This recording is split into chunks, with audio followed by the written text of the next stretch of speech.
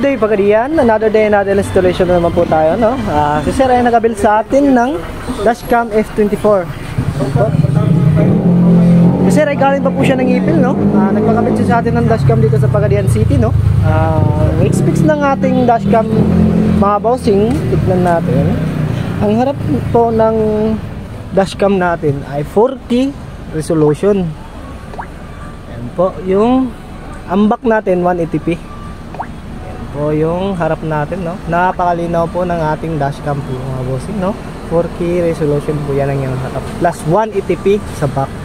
Ayan po, no? Magkasabay. Yan, nakita nyo naman, no? Sobrang linaw po ng ating dashcam mga kabossing, no? Ayan po, ito po yung back. Ayan po, sobra pong linaw talaga ng ating dashcam. Ayan. Location natin mga bossing, no?